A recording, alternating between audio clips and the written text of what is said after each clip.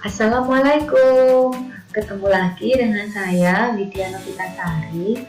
Pada kesempatan ini kita akan belajar tentang bangun ruang sisi lengkung. Lebih tepatnya kita masih belajar dengan bangun ruang sisi lengkung.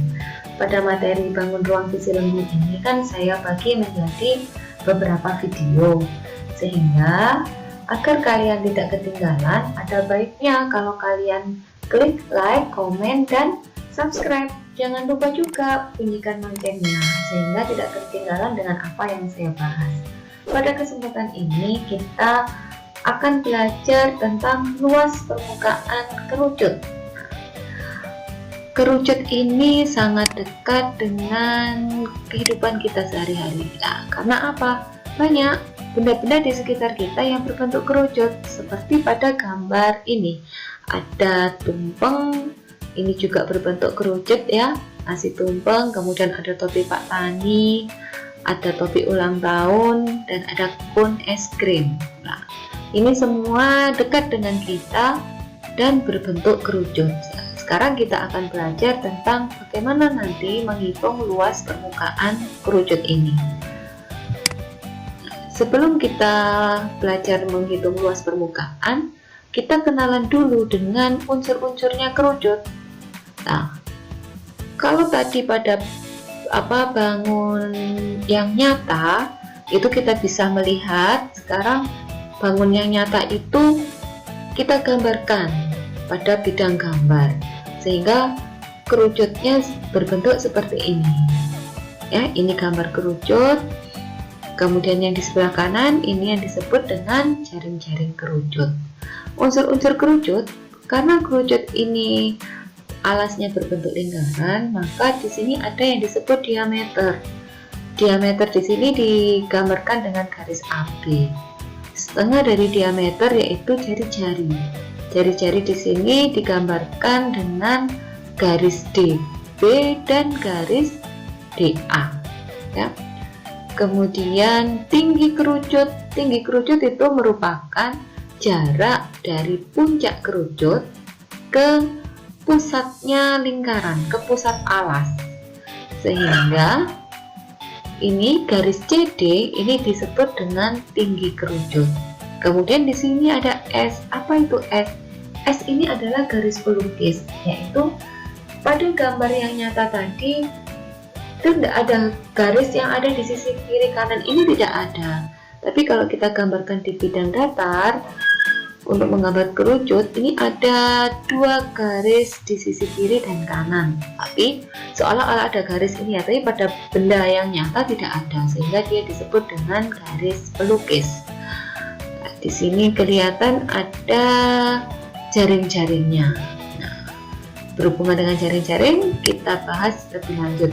Nah, ini di sini kita akan belajar hubungan tinggi, jari-jari, dan garis pelukis.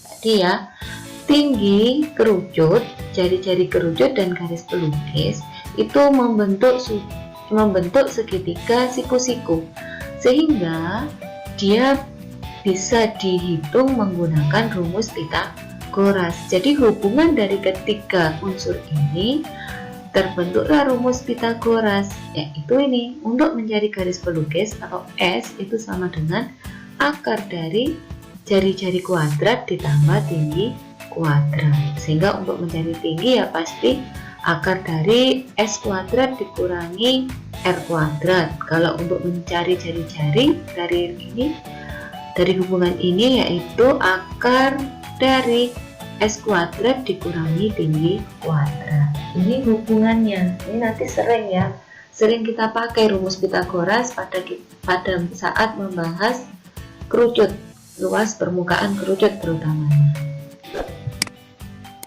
Sekarang selimut kerucut. Apabila kerucut itu kita belah, maka terbentuklah jaring-jaring kerucut. Ternyata kerucut itu terdiri atas dua bagian, yaitu ada bagian selimut dan ada bagian alas. Selimut dari kerucut ini berbentuk juring lingkaran. Kalau alasnya pasti kelihatan dia berbentuk lingkaran alas kerucut ya. Nah, karena luas limut ini bentuknya juring lingkaran, maka luas limut itu sama dengan Pi kali R kali S. Kalau alasnya, karena luas alas berbentuk lingkaran, maka luas alas juga sama dengan luas lingkaran, yaitu Pi kali R kuadrat. Apabila luas limut kita jumlahkan dengan luas alas, nah, itu kita akan mendapatkan yang disebut luas permukaan kerucut. Nah, ini dia yang tadi saya bilang ya, bahwa luas permukaan kerucut itu merupakan luas alas ditambah dengan luas limut. Terus sama dengan Pi kali R kuadrat ditambah Pi kali R kali S. Bisa disederhanakan rumus ini sehingga menjadi luas permukaan kerucut itu sama dengan Pi kali R kali R ditambah S. Nanti pada saat mengerjakan penjumlahan ini, karena di dalam kurung harus kita dahulukan ya, hasil penjumlahannya baru kita kalikan dengan Pi, kemudian kali dengan jari-jari. Bagaimana menghitungnya? Biar tidak bingung, ini sudah saya siapkan contoh soal. Nah, di sini di contoh soal ini ada sebuah kerucut dengan diameter 14 cm dan tingginya 24 cm. Tentukan luas permukaan kerucut. Kita perhatikan dulu, dianalisa dulu apa saja yang diketahui di soal ini. Di sini ada diameter 14 cm, maka jari-jarinya sama dengan 7 cm ya. Dari 14 dibagi 2. Tingginya sama dengan 24 cm. Ditanyakan luas permukaan. Luas permukaan tadi itu rumusnya yaitu Pi kali R ditambah S. Apakah di sini ada S atau garis pelukis? Tidak ada. Di sini tidak ada S-nya, sehingga kita cari menggunakan rumus Pythagoras, menggunakan hubungan tadi antara garis pelukis, jari-jari, dan tinggi.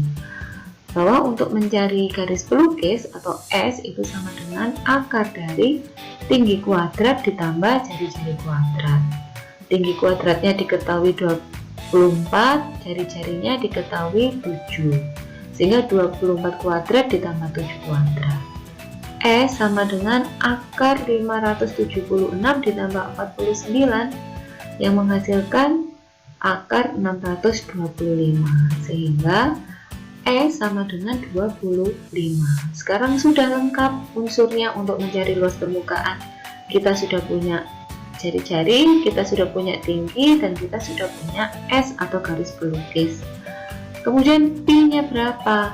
Karena jari-jarinya ini 7, sehingga saya memilih Pi 22/7, sehingga bisa disederhanakan kan?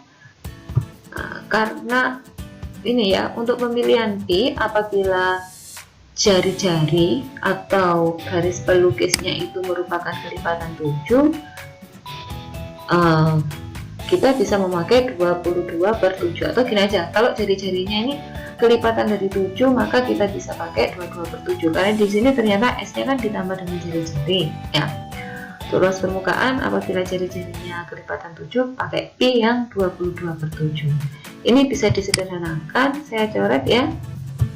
Nah, kemudian ini dijumlahkan dulu, 7 ditambah 25 yaitu 32, sehingga luas permukaannya itu 22 dikali 32 sama dengan 704 cm persegi.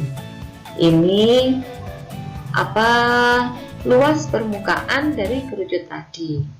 Nah, sekarang kita beralih ke contoh soal yang kedua. Yang kedua ini ada topi Pak Tani berbentuk kerucut dengan jari-jari 6 cm dan tingginya 8 cm. Hitunglah luas permukaan topi. Topi ya, di sini diketahui jari-jarinya 6 cm, tingginya diketahui 8 cm. Yang ditanyakan luas permukaan topi. Topinya Pak Tani itu kan berarti harus masuk ke kepala, sehingga alasnya pasti tidak ada. Maka yang kita hitung itu bukan luas permukaan kerucut, tapi menggunakan luas selimut kerucut ya. Dilihat lagi, hanya ada jari-jari dan tinggi, padahal luas selimut itu pi kali r kali s. Kita nggak punya s, kita hitung pakai Pitagoras bahwa s itu sama dengan akar tinggi kuadrat ditambah jari-jari kuadrat. Tingginya itu 8, jari-jarinya 6, sehingga didapat akar 64 ditambah 36 sama dengan akar 100. Jadi s sama dengan 10. Baru kita hitung menggunakan luas selimut kerucut. Luas selimut kerucut itu pi kali jari-jari kali garis pelukis atau pi kali r kali s. Karena jari-jari dan garis pelukisnya ini tidak merupakan atau bukan merupakan kelipatan 7, maka pi saya menggunakan 3,14. Jadi 3,14 kali 6 dikalikan 10 itu hasilnya 188,4 cm persegi. Ya, jadi setiap ada soal, terutama soal cerita, itu perhatikan ya, perhatikan soalnya. Nanti karena ya dia topi, maka jangan menggunakan luas permukaan, kita menggunakannya luas selimut. Harus lebih teliti lagi. Ini ada beberapa biasanya masalah yang menggunakan ini hubungan selimut kerucut dengan jari-jari juring. Nah, di sini bahwa selimut kerucut itu berbentuk juring lingkaran ya, dan garis pelukisnya kerucut itu merupakan jari-jari dari juring lingkaran. Di ini ya, S ini sama dengan jari-jari juring, atau saya simpulkan RJ. Nah, ini yang harus diingat. Selimut kerucut itu bentuknya juring lingkaran, dan garis pelukis itu sama dengan jari-jari juring. Kalau jari-jari kerucut saya beri lambang RK, itu jari-jari kerucut. Bagaimana mencari hubungan? Dari sini hubungannya, bahwa luas juring itu sama dengan luas selimut kerucut. Luas juring itu kan rumusnya sudut pusat per 360 kali pi kali jari-jari juring kali jari-jari juring. Sudut pusat itu sudut ini ya, sudut pada juring lingkaran ini. Nah, saya beri tanda ini. Karena tadi sudah ada RJ, saya taruh di sini. Ini loh yang disebut dengan jadi sudut pusat, atau saya lambangkan dengan alfa. Nah, kemudian luas selimut itu pi kali jari-jari kerucut. Luas selimut ya, pi kali jari-jari kerucut kali garis pelukis. Karena jari-jari juring itu sama dengan garis pelukis, maka jari-jari juring ini saya ganti S, sehingga rumusnya jadi alfa per 360 atau sudut pusat per 360 kali pi kali S kali S. Nah, di sini ada yang bisa disederhanakan, yaitu ini pi dengan pi bisa saya sederhanakan ya.